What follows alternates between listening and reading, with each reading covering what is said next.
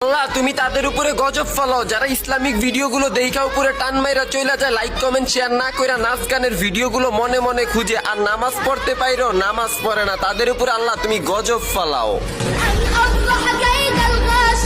মানলে কোরআন দিলে বসে যোচনা রাশি রাশি, রবকে ভালোবাসি মোরা রবকে ভালোবাসি, রবকে ভালোবাসি মোরা রবকে ভালোবাসি।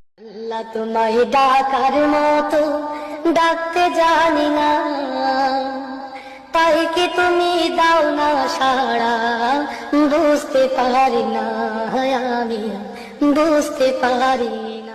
এক লোক রাতের বেলায় শুয়ে শুয়ে মোবাইলে নবীজির মেরাজের ওয়াজ শুনছিলেন। লোকটি ওয়াজ শুনতে শুনতে এক সময় ঘুমিয়ে পড়েন। সেই ঘুমের মধ্যে লোকটা নিজেও স্বপ্নে মেরাজে চলে যান। স্বপ্নে তাকে জান্নাত দেখানো হলো। জান্নাত দেখে তার কলিজা ঠান্ডা হয়ে গেল, কিন্তু জাহান্নাম দেখতে যে তিনি আশ্চর্য একটা বিষয় দেখে অবাক হয়ে গেলেন। তিনি দেখলেন পৃথিবীর সমস্ত রাষ্ট্রগুলোর জাহান্নামের দরজায় তালা লাগানো, কিন্তু বাংলাদেশের জাহান্নামের কোনো তালা নেই। লোকটা বিস্ময়ে বিমূঢ় হয়ে জাহান্নামের দারোয়ানকে জিজ্ঞেস করলো, ভাই পৃথিবীর সমস্ত রাষ্ট্রের জাহান্নামে তালা ঝোলানো, কিন্তু বাংলাদেশের জাহান্নামের তালা নেই কেন? তখন জাহান্নামের সেই ফেরেশতা বলল, আরে ভাই, বাঙালিদের কোনো তালার প্রয়োজন হয় না। কেউ যদি বাইরে বের হতে চায় তাহলে পেছন থেকে 30 জন তাকে টেনে ধরে বলে, বেটা তুই যাস কই, আমরা আগুনে পুড়বো আর তুই বাইরে যে হাওয়া খাবি। এভাবেই তারা একজন আরেকজনকে ধরে রাখে, কেউ কাউকে বের হতে দেয় না।